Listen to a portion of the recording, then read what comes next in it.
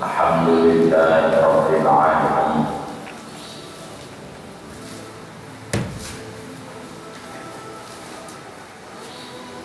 Wassalatu wassalamu ala sayyidina Muhammadin wa ala alihi wa sahbihi ajma'in. Amma ba'du, faqad qala al-imam al-mufassir rahimahullahu ta'ala wa nafa'ana bihi wa bi barakati ulumihi wa ghafara lahu wa li masyayikhihi wa li masyayikhina amin.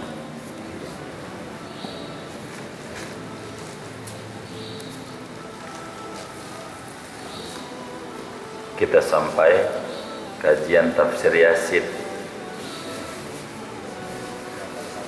81 82 baris pertama 82.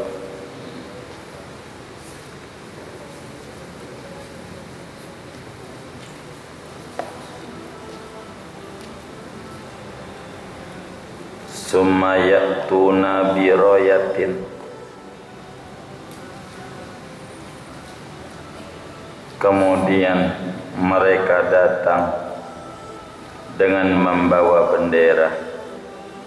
Fayunadawna, maka mereka diserukan, ainal ladzina qutilu fid dunya dzulman, mana orang-orang yang terbunuh di dunia padahal dizalimi. Fayaqulu Husain bin Ali radhiyallahu anhu, maka berkata Sayyidina Husain putra Imam Ali radhiyallahu ta'ala anhu, labbaik ya saya. Fayu'tawna lahu tilka rayata, maka mereka memberikan, fayu'tuna lahu, maka mereka memberikan kepada Imam Husain akan itu bendera. Fayajtami'u tahta rayatihi kullu man qutila dzulman, maka berkumpul di bawah benderanya Imam Husain tiap-tiap orang yang terbunuh padahal teraniaya. Wa Fatimatuz Zahra radhiyallahu ta'ala anha qaddamuhum wa biyadihal yumna qamisu Husainin mudmiyan wa biyadihal yusra qamisu Hasan masmuman. Adapun Siti Fatimah Zahra radhiyallahu ta'ala anha, di depan mereka, di tangan kanannya Siti Fatimah itu ada gamisnya Sayyidina Husain padahal berdarah. Wa biyadihal yusra, dan di tangan kirinya Siti Fatimah gamisu Hasanin, baju gamisnya Sayyidina Hasan, masmuman, padahal beracun, diracun. Wa taqulu, dan berkata Siti Fatimah, ya Rabbi, duhai Tuhanku, khudh matlamati minadh zalim, ambillah penganiayaanku daripada orang-orang yang menganiaya, ambillah keteraniayaanku daripada orang-orang yang zalim. Fayaqulu Muhammadun alaihi salatu wassalam, maka berkata, yakni bersabda Nabi Muhammad alaihi salatu wassalam laha, bagi Siti Fatimah, ya Fatimah, wahai Fatimah, hadzal yaumu yaumus syafa'ah, ini hari-hari pembelaan, hari syafaat. La yaumul khusumah, bukan hari permusuhan. Fatatruku Fatimatu radhiyallahu ta'ala anha al-khusumata li kalami abiha Muhammad alaihi salatu wassalam, maka meninggalkan oleh Siti Fatimah radhiyallahu ta'ala anha akan permusuhan karena kalamnya abahnya Siti Fatimah, baginda Nabi Muhammad alaihi salatu wassalam. Summa yadkhulul jannata kullu mazlumin ma'al Husaini radhiyallahu ta'ala anhu, kemudian masuk ke surga orang-orang yang terdolimi bersama Imam Husain radhiyallahu ta'ala anhu. Sumayatuna bi royatin, kemudian mendatangkan malaikat itu dengan membawa bendera. Fayaquluna, maka mereka berkata malaikat, ainal ladzina tabu taubatan nasuha, mana orang-orang yang bertaubat dengan taubat nasuha. Wasabatu ala taubatim, dan mereka teguh atas taubat mereka. Fayaqulu Wahsyiyun qatilu Hamzah, maka berkata Sayyidina Wahsy yang pernah membunuh Imam Hamzah, labbaik, fayu'tuna lahu tilka royata, maka memberikan malaikat kepada Wahsy akan itu bendera. Fayajtami'u tahta royatihi jami'ut taibin, maka berkumpul di bawah benderanya Wahsy oleh seluruh orang-orang yang taubat. Wa yadkhulunal jannata ma'hu, dan mereka masuk ke surga bersama Wahsy. Sumayatuna bi royatin, kemudian mereka malaikat mendatangkan dengan bendera. Wa yunaduna, mereka berseru, ainal ladzina hum fi salatihim khashyun, mana orang-orang yang mereka itu dalam salat mereka itu khusyuk. Sumayatuna bi royatin, kemudian mendatangkan malaikat dengan bendera. Wa yunaduna, mereka berseru, aina dzakirunallaha katsira, mana orang-orang yang berzikir kepada Allah dengan banyak sekali. Sumayatuna bi royatin, kemudian mereka mendatangkan malaikat dengan bendera lagi. Wa yunaduna, mereka berseru, ainal khaifuna, mana orang-orang yang mempunyai takut, yang ketakutan kepada Allah.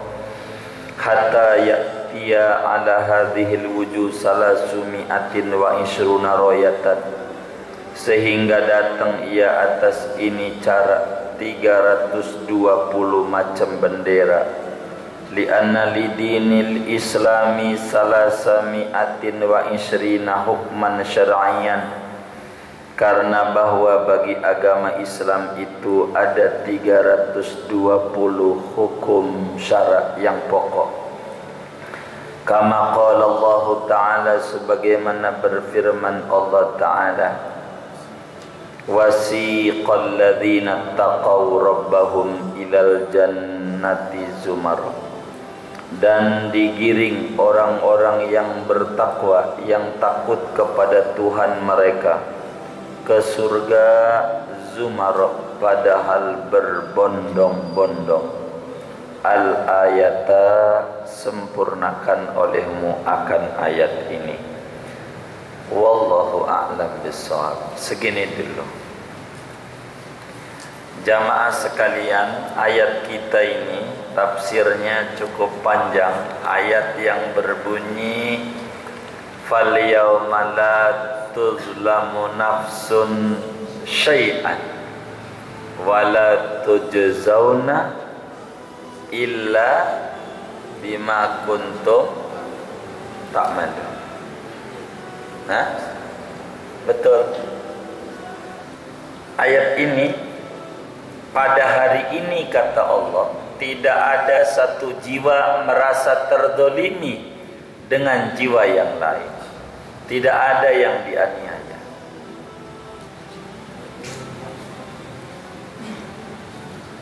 Dan mereka tidak dibalas, dan kalian itu tidak dibalas, melainkan dengan apa yang dulu kalian kerjakan. Kita masih berbicara tentang proses akhirat, yang mana orang itu tidak merasa terdolimi, yang mana orang itu merasa benar-benar keadilan Allah tegak benar, setegak-tegaknya sebagai ahkamul hakim. Sesudah kumpul mereka, kemudian itu menjelang mereka lewat menuju sirat, marahnya kan sirat, maka kemudian macam-macam Allah berikan bendera. Secara jujur, tidak ada orang yang masuk surga dengan amalnya. Begitu kata Nabi. melainkan segalanya penyebab orang masuk surga dengan rahmatnya.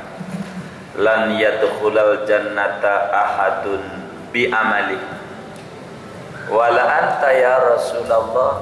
Na'am wala ana illa an yataghammadani Allah. Ini yang jadi ribut itu kemarin itu Kiai Qurasihab. Kata Nabi, tidak ada seorang pun yang masuk surga dengan amal ibadahnya. Sampai ada sahabat nanya, engkau juga Nabi? Iya, tidak karena amal ibadah, melainkan rahmat Allah yang menaunginya.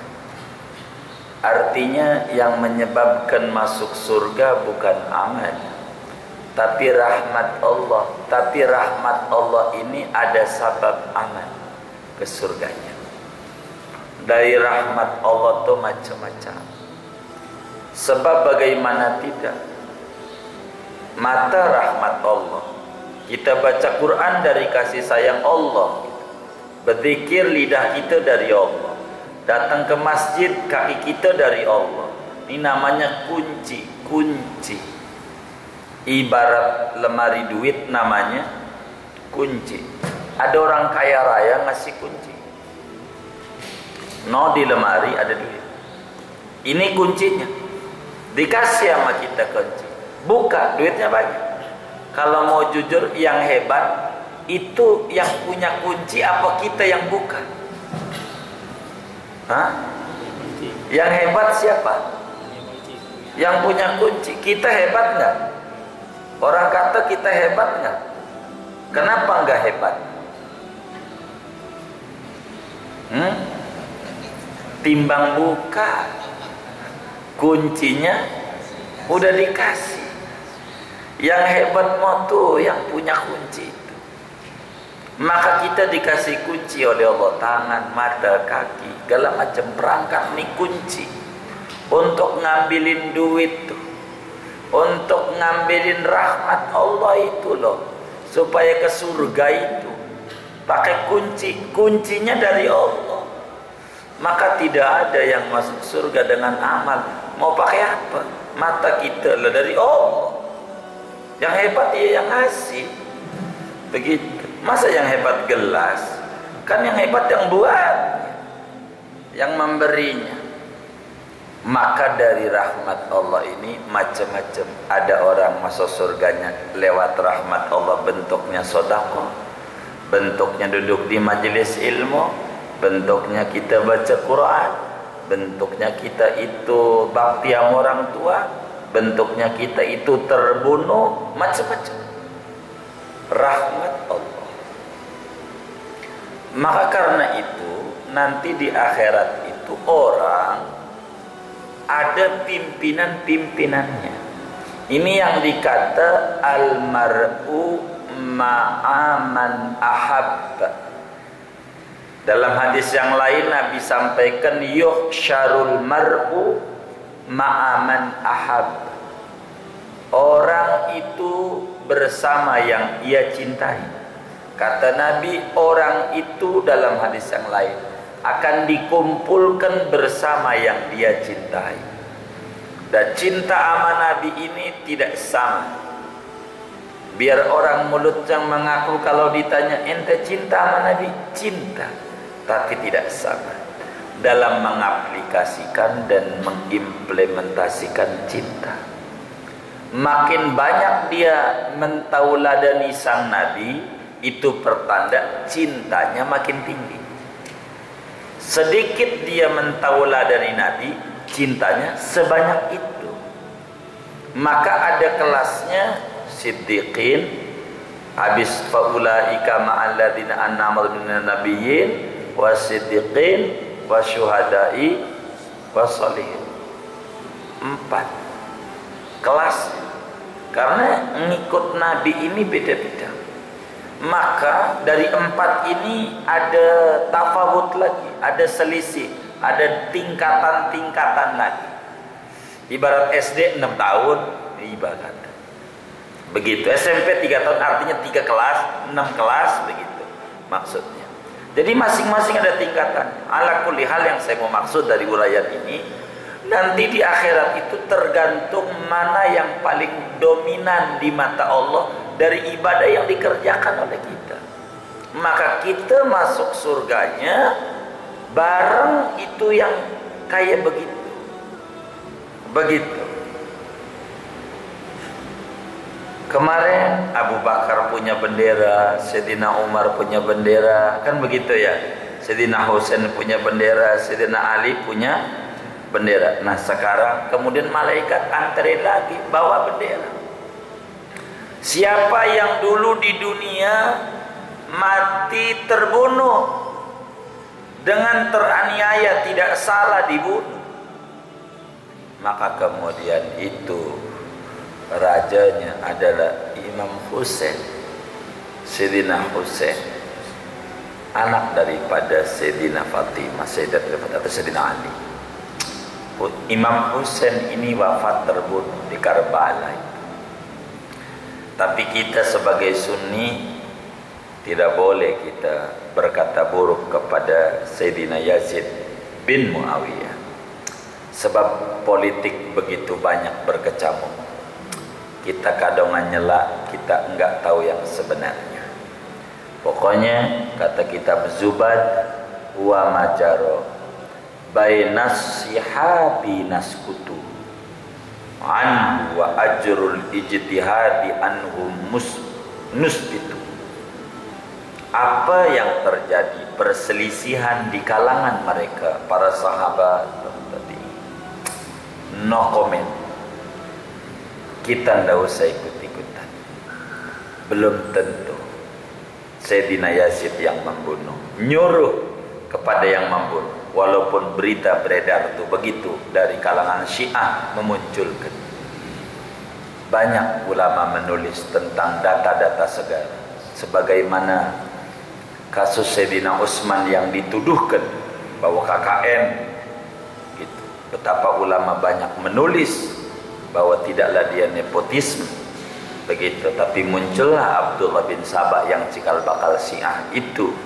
Maka ulama menulis kitab namanya Al-Awasim dan macam-macam begitu. Kita no comment kalau berbicara begitu. Pokoknya semuanya orang baik begitu, karena perpolitikan kita nggak paham begitu. Politik kayak kemarin yang dicela tuh, organisasi, akhirnya minta maaf aja televisi itu. Karena ya berita beredar ya namanya berita. Itu begitu. Yang pasti Imam Husain terbunuh, iya. Di Karbala. Tanggal 10 Muharram. Dan ini udah dijawab panjang oleh Syekh Abdul Qadir Al-Jilani. Karena sama di zaman Syekh Abdul Qadir pun pergolakan Syiah dan Sunni luar biasa. Ketika Syekh Abdul Qadir dituduhkan, loh kenapa anda tidak sedih 10 Muharram wafat Imam Husain. Begitu orang Syiah itu mukul-mukul dada. Kalau kumpul sama mereka jualan balsem kayaknya laku kan.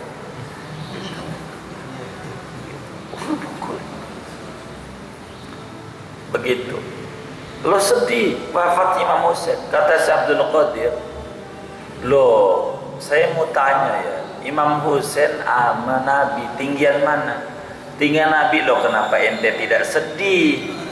Kata Syekh Abdul Qadir jawabannya, pada waktu 12 Maulid yang mana Nabi wafat. Loh kenapa Husain ente kayak begitu sama Nabi kagak? Ada apa dengan ente? Diam orang Syiah sama Syekh Abdul Qadir. Ditulis di dalam kitab beliau Al-Ghunyah Syekh Abdul Qadir Al-Jilani. Cerita itu panjang, itu dialognya Syekh Abdul Qadir Al-Jilani. Kita tidak panjang ke sana, nanti kita ngaji muter di sini aja begitu. Jadinya nanti kita kagak tamat-tamat ini tapi di sini. Ala kulli hal, Imam Husain orang yang matinya terbunuh. Nabi udah tahu kalau matinya bakal dibunuh, tahu. Bukan nggak tahu, tahu bahwa cucunya yang ini nih bakal matinya terbunuh, tahu. Sudah tahu. Banyak hadis yang beredar. Tahu. Begitu. Allah pilihkan buat hambanya yang mulia wafat di hari yang mulia begitu. Imam Husain wafat di hari yang mulia 10 Muharram. Itu begitu. Maka ketika ditanya mana yang tewas terbunuh dengan teraniaya, ngacung anak kasih bendera. Maka orang-orang yang di dunia yang kena fitnah, yang mati teraniaya, ikut sama kelompoknya siapa? Sayyidina Husain. Begitu. Sayyidina Hasan abangnya mati diracuni. Matinya diracuni. Imam Hasan ini luar biasa. Jadi Nabi itu Hasan Husain ini kayak apel. Hasan dan Husain ini kayak apel satu dibelah dua. Artinya kalau dikumpulin jadi satu. Dari perut ke atas Sayyidina Hasan mirip Nabi. Dari perut ke bawah Sayyidina Husain mirip Nabi. Jadi kalau digabung jadi satu, postur Nabi begitu. Maka Hasan ganteng. Sayyidina Ali pegel nih sama Sayyidina Hasan. Nikah mulu banyak sih 22. Begitu. Sampai pegel Sayyidina. Hei orang kampung, jangan kawinin ente sama anak aneh itu yang namanya Hasan. Hasan tuh tukang kawin cerai. Jangan. Apa kata orang kampungnya? Imam Ali, kalau masih ada perempuan saya yang cantik, yang cakep, saya kasih dia lagi. Loh, kalau nyari orang itu nggak sembarangan. Imam Hasan, kalau sudah tidak fatwa Allah cerai, tapi tidak dianiaya. Kalau meninggalkan perempuan gara-gara perempuan tidak nurut sama laki, kasih. Namanya mut'ah. Dikasih berapa? Banyak. Bisa 4.000 dinar. Loh, 1 dinar itu saudara 4 gram emas. 4 dikali 4.000 berapa? 16 kilo emas. Nyeri orang. Lo girang orang kampung. Begitu. Hah? Iya 16 miliar dah kira-kira begitu. Kalau nyeri orang 16 miliar. Nyeri orang. Begitu ya Mas. Tapi itu perempuan yang dicerai, untung ente. Dapat duit banyak. Begitu.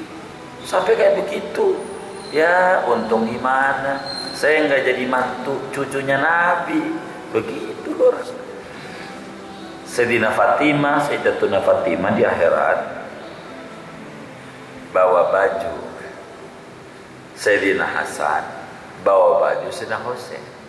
Baju Sayyidina Hasan berlumuran darah, baju Sayyidina Husain berlumuran racun. Mau menuntut balas di akhirat itu. Ya Allah, balas nih yang matiin anak-anak saya. Saya nggak terima. Kata Sayyidatuna Fatimah. Nabi dengar itu ditegur. Anakku, ini hari syafaat, di mana abahmu kudu menebarkan pembelaan kepada umat. Bukan hari mengadakan permusuhan. Maafin. Dengar omongan abahnya Sayyidatuna Fatimah, dia enggak ada. Maafin. Memang bening anak-anaknya Nabi, orang mulia. Begitu. Orang mulia. Begitu. Maka orang-orang yang meninggal dunia karena teraniaya, terfitnah, begitu dizalimi, dituduh bersalah, tanpa pernah ada putusan bersalah dari mana. Pengadilan belum ditegakkan, belum di ini, udah salah aja vonisnya. Itu masuk surganya bersama Sayyidina Husain. Kemudian malaikat itu bertanya lagi berseru, mana orang-orang yang taubatnya nasuha, yang mantap dan teguh di dalam pertaubatan. Muncul namanya Sayyidina Wahsy. Wahsy ini membunuh paman kesayangan Nabi. Nabi cinta banget sama paman ini, beriman. Namanya Sayyidina Hamzah, gelarnya Asadullah, singa Allah. Wafat Sayyidina Hamzah gara-gara Wahsy. Wahsy ini jago tembak, diminta oleh Hindun, begitu istrinya Abu Sufyan, untuk membunuh Sayyidina Hamzah. Tembak, kalau ente tembak, panahnya beracun, hancur Sayyidina Hamzah. Nabi nangis, Sayyidina Hamzah nangis, begitu perang Uhud, karena balas dendam kekalahan. Sayyidina Hamzah yang mimpin itu bersama Nabi. Perang Badar menang, Uhud habis Sayyidina Hamzah, makamnya ada di Uhud. Wafat Sayyidina Hamzah, itu jantungnya dibelek-belek, dadanya mau dimakan nama Indun tidak bisa, saking kejamnya sama paman Nabi. Nabi nangis, dan Nabi tahu yang bunuh Wahsy. Ayatnya kami dah hafal ketika taubatnya Wahsy, terus dilihat lagi dalam Al-Quran. Wahsy datang kepada Nabi, mau menyatakan pengen masuk Islam, tapi ngeri karena tahu itu paman yang luar biasa disayangi oleh Nabi, dekat sama Nabi, gitu. Karena masuk Islam, dia diterima Islamnya oleh Nabi. Masuk Islam, syahadat. Wahsy masuk Islam, begitu. Banyak sahabat nasihati Wahsy, ente jangan terlalu banyak nongol di depan Nabi. Kalau ente banyak nongol, Nabi nangis. Ingat pamannya, hancurnya itu berkeping-keping, sampai jantungnya dipotong sampai 70 potong oleh Hindu. Sesudah hancurnya itu Sayyidina Hamzah, Nabi nangis. Tapi Wahsy benar-benar masuk Islam, benar. Taubatnya benar-benar nasuha, berbenar-benar. Sampailah Wahsy membunuh Nabi palsu. Musailamah Al-Kadzab itu yang bunuh Wahsy. Kata Wahsy, ngincer banget, bagaimana saya harus bunuh dia. Kekasih Allah yang saya bunuh, saya harus balas dengan membunuh musuh Allah. Wahsy itu janji dalam dirinya. Maka Musailamah Al-Kadzab tewas di tangan Sayyidina Wahsy. Senyum Wahsy pada waktu membunuh Musailamah. Kalau bahasa kitanya, yes, setidak-tidaknya terbalas musuhnya Nabi, musuh Allah saya bunuh untuk membalas dulu kekasihnya Nabi, orang yang paling disayang oleh Nabi. Wahsy ini yang disebut taubat nasuha. Kalau ada orang dulu preman, Wahsy preman, apa ya organisasinya Sadigo, salah sedikit golok, begitu, iya gitu. Maka kemudian itu taubat dia, benar taubat sama Allah, di sisa-sisa umurnya ibadah sampai wafat. Kelak di akhirat dia bareng sama Sayyidina Wahsy yang pegang bendera, mantan preman yang bertaubat, tukang bunuh yang bertaubat. Dia benderanya. Begitu. Yauma nad'u kulla unasin bi imamihim. Pada hari itu kami panggil tiap-tiap manusia bersama panutannya. Di letak mana dia punya ketinggian di mata Allah, benderanya di tangan pemimpinnya. Begitu. Makanya kita jangan demen artis. Ntar yang bawa bendera artis repot. Begitu loh, repot. Ini kelompok ngebor, kelompok gotik, gitu, kelompok ngecor, kelompok patah-patah, ada Yo, begitu. Ada. Jadi demennya itu harus dibuang.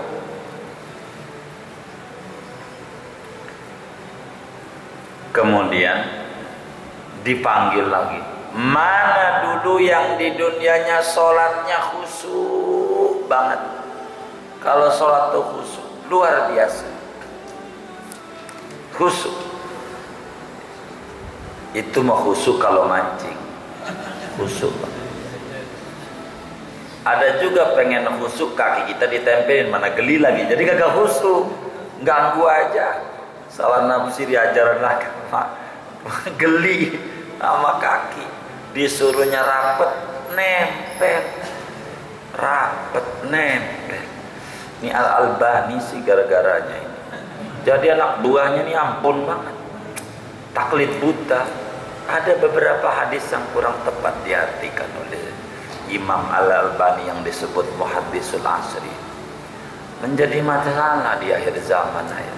Tidak ada dari dulu. Orang sholat suruh tempelin kaki. Geli. Begitu. Bukan begitu. Tapi ya, merasa paling benernya aja. Sampai kita bilang, ini bener-bener. Sampai saya ngomong, Bang, geli Bang. Masih nggak dengar tempel juga. Jujur aja, gelinya kaki saya. Baru dia rada renggang dikit. Jadi kitanya kan di sholat juga gimana gitu ya. Susah juga teman-teman kita.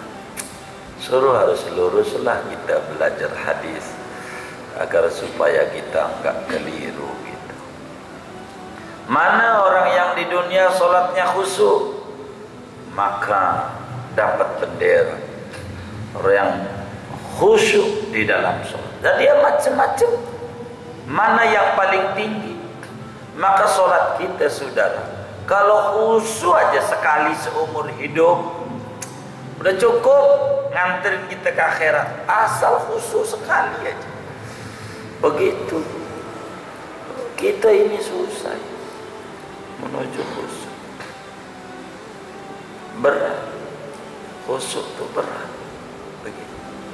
Uang dalam sholat itu apa aja muncul. Dompet yang tadinya lupa naruh, ingat kalau lagi sholat. Masya Allah. Dompet, kunci, iya. Allah. 2 rakaat di bawah kasur.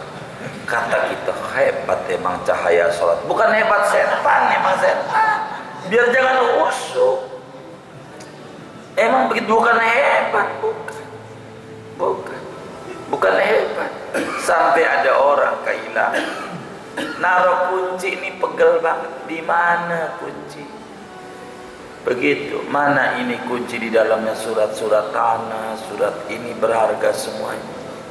Datang sama kiai. Kiai, saya minta amalan. Ada apa ya? Saya punya kuncinya lip naruh. Sayang berangkas kalau saya potong, mahal belinya. Jadi saya pengen dikasih amalan biar ketemu. Kata kiai, sholat sunat ya malam 100 rakaat. Baca habis Fatihahnya baca kulhu 10. 100 berarti kalau sampai selesai jumlahnya 1000. Ya tinggal kali aja kata dia.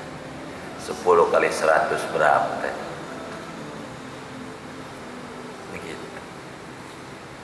Saking karena pentingnya kunci, kerjain. Baru 10 rakaat. Setan udah pegel. Nih kalau didiemin ganjarannya banyak nih orang. Kata setan, kalau sampai 100 rakaat gede yo. 30 aja sequran. Loh, kata setan, gua bisikin aja. Bawa kasur. Begitu. Habis sholat 10 rakaat intip kasur. Ada. Oh ya ada. Alhamdulillah. Kalau orangnya itu kita, mau diterusin nggak tuh yang 90 rakaat tuh? Mau diterusin nggak? Hah? Mau diterusin nggak? Kagak. Emang setan begitu. Biar jangan terus. Kalau didiemin gedenya orang Ganjar aja. Gua kasih tahu juga, emang khusyuk sulit sholat khusyuk. Maka kenapa kita diajarkan oleh baginda Rasul sallallahu alaihi wasallam habis sholat istighfar. Itu istighfar itu kalau pakai bahasa kata-kata kita padanannya, Tuhan, ini saya sedekah sholat yang dapat kupersembahkan kepadamu. Tentu banyak kekurangan di sana sini, yang pasti kurang khusyuk, maafin. Itu yang mulutnya astagfirullahaladzim, alladzi la ilaha illa huwal hayyul qayyum wa atubu ilaih min jamil maksud. Begitu tuh kalau diomongin pakai kata-kata kita, Tuhan, ini loh sholat yang dapat saya persembahkan. Tentu banyak kekurangannya di sana sini, maafin.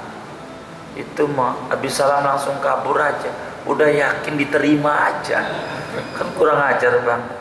Yang orang kampung bilang Allahumma lantas lari, kalau jalan masih pelan. Ini kencengan, ampun. Kemudian malaikat sampaikan, aina dzakiruna Allah katsiran. Mana orang-orang yang zikir banyak, baca sholawat banyak sama Nabi, mana itu orangnya? Ada yang ngacung paling banyak wali-wali Allah, seperti yang tanggal 31 Januari ente datang haul Habib Abdullah bin Husain bin Tahir Al-Haddad di Lengkong haul. Itu sehari baca sotama Nabi 25.000 kali paling dikit sehari. Orang nganggur kak, orang sibuk. Emang yang orang nganggur itu jarang baca apa-apa? Orang sibuk banyak berzikir. Mana itu yang tukang zikir? Orang yang banyak zikir yang dikata bisa meneladani Nabi wa dzakarallaha katsir, itu yang banyak zikir bareng sama orang-orang tukang zikir. Ini cerita, bukan cerita kita nih ada di kelompok mana, begitu nantinya. Cari tuh, jangan sampai udah banyak begini di sini nggak ada. Innalillahi. Begitu maksudnya dari awal cerita. Abu Bakar pegang bendera, kita ada nggak di kelompok sono? Begitu dicari terus dari semua kelompok ini. Kalau nggak ada, banyak istighfar. Begitu. Sampai kemudian ditanya, ainal khaifuna, mana orang yang banyak takutnya sama Allah. Takut sama Allah ini tertingginya kelas, dan ciri cahaya takwa bakal takut. Imam Ali ketika ditanya, ma alamatul muttaqin, apa tandanya orang bertakwa? Al khaufu minal jalil, rasa takut kepada Allah. Beda takut sama Allah sama takut sama macan, beda. Kalau kita takut sama macan, makin dekat makin jauh, makin dekat makin jauh, makin jauh. Kalau takut sama Allah, makin dekat makin jauh, makin dekat. Pangkat tertingginya pangkat khauf, sesudah pangkat ikhlas. Alim, amil, mukhlis, khaif. Tinggi. Ada rasa iman itu takut. Takut sama Allah.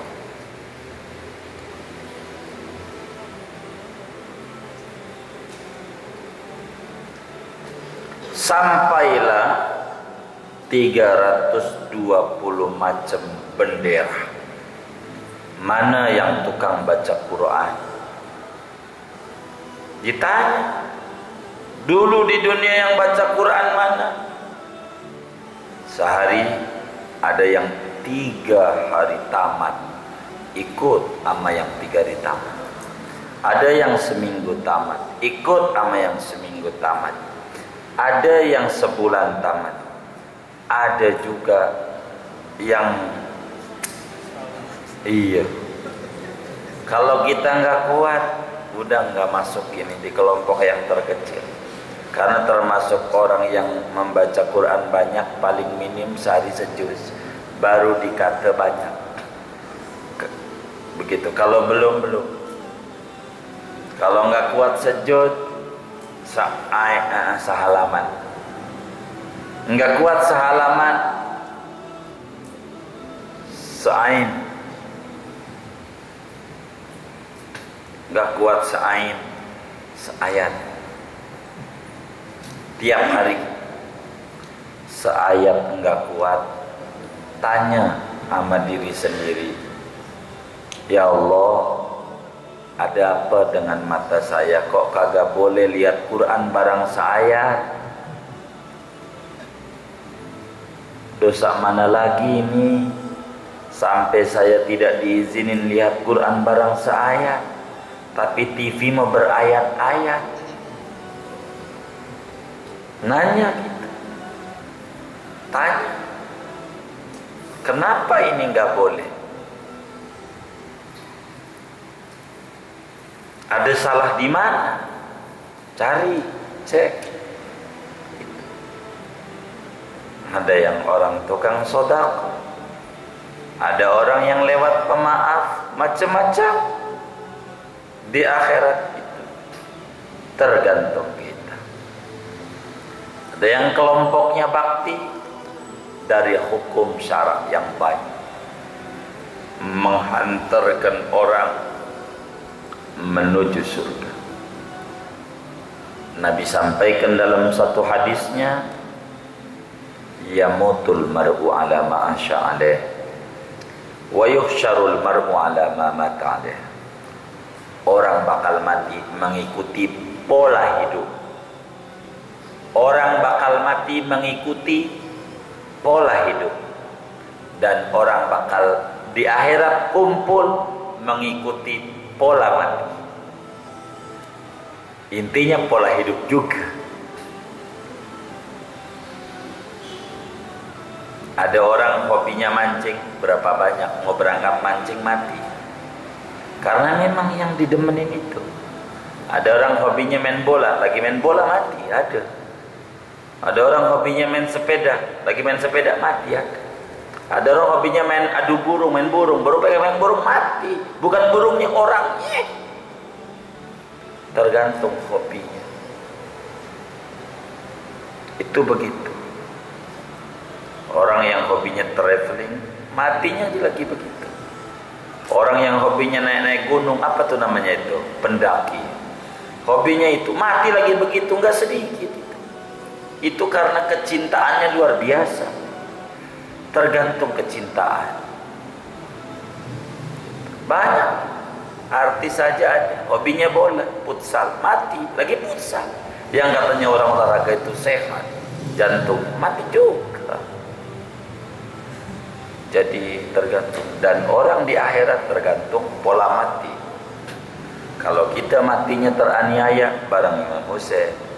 Kalau kita preman tobat serius, benar-benar udah banyak ratusan orang yang kita bunuh tobat, maka kita bareng sama Sayyidina Wahsy radhiyallahu anhu wa anjami sahabat. Tergantung di bagian mana. Maka kita cari ibadah kita. Mana yang paling kita banggain dan kita demenin, kita setor sama Allah, kerjain.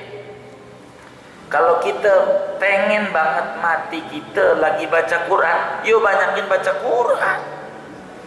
Begitu. Orang mati mengikuti pola hidup. Pola hidupnya nyolong dulu. Matinya di tangan siapa nih?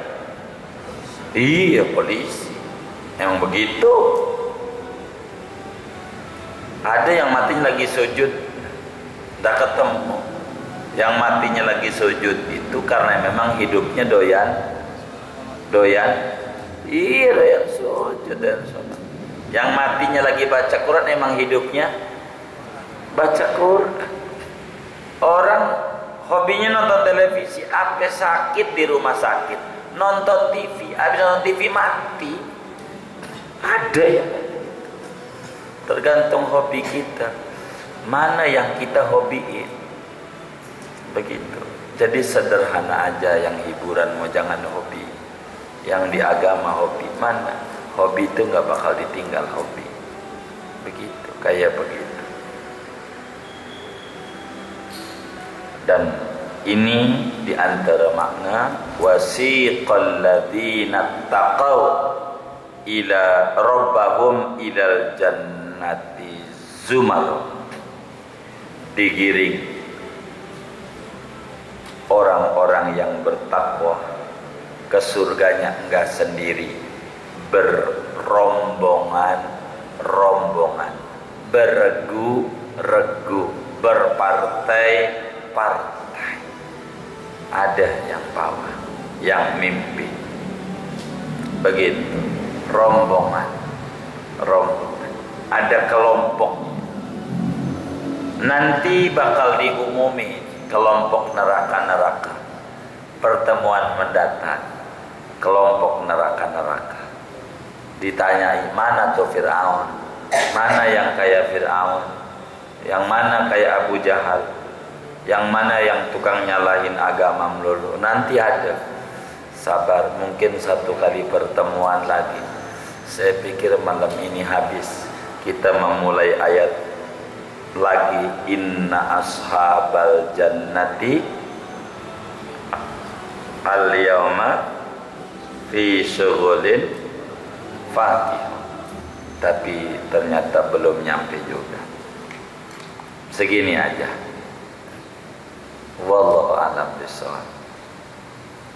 Ada yang ditanya mungkin dari materi ini atau dari luar, di selain materi.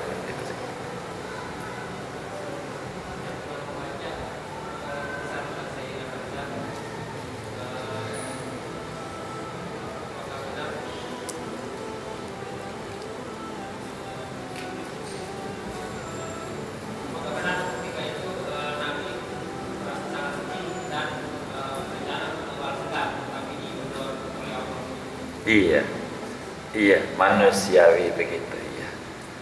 Karena orang yang paling sayang sama Nabi, cukup luar biasa membelanya Nabi, luar dalam. Sayyidina Hamzah. Makanya ada dalam beberapa riwayatnya itu banyak sahabat melarang Sayyidina Wahsy duduk di depan. Ibarat ngaji begini nih, ente belakang aja, ente ngumpet aja. Sebab sering terlintas kalau lihat Wahsy, ingat bagaimana wong dicincang itu sedang habis-habis. Bila jantungnya dipotong sampai 70, bagaimana badannya? Orang mutilasi betul. Sedang luar biasa bela Islam, luar biasa. Bisa dibaca itu sejarah hidup Sayyidina Hamzah. Sampai Nabi kayak begitu luar biasa, terpukul sekali. Nabi terpukul begitu. Beliau berluka di perang Uhud itu, enggak begitu dirasa luka itu. Tidak seperti terlukanya Nabi dengan tewasnya Sayyidina Hamzah. Luar biasa kalau kita baca sejarahnya. Nabi sedih banget dengan terbunuhnya Sayyidina Hamzah. Luar biasa. Banyak karamatnya Sayyidina Hamzah itu. Sampai sekarang pernah dulu orang mau gali kuburnya, darahnya masih segar. Darah Sayyidina Hamzah ada yang gali di Uhud, segar, masih netes, masih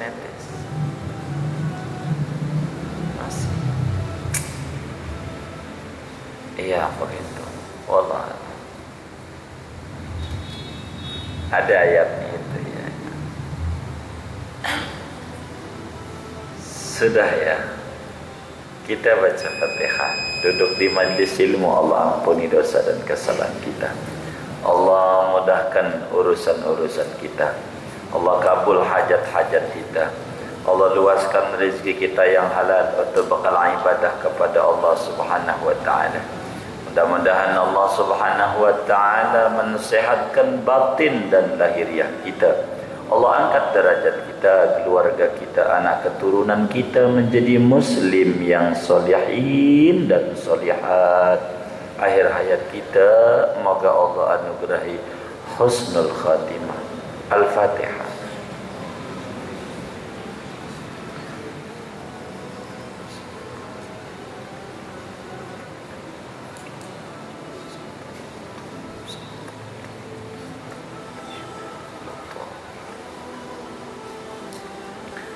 Rabbana taqabbal minna ta'limana wa ta'allumana wa du'ana wa jami'a amalina wa tammim taqsirana ya Allah ya Allah ya Allah ya arhamar rahimin. Wa sallallahumma bi jalalika wa jamalika ala as'adi makhluqatik sayyidina wa maulana Muhammad kama la nihayata li kamalika wa adada kamalih wa ala alihi wa sahbihi ajma'in. Da'wahum fiha subhanakallahumma tahiyatum fiha salam akhir da'wana alhamdulillahi rabbil alamin amin. Assalamualaikum warahmatullahi wabarakatuh.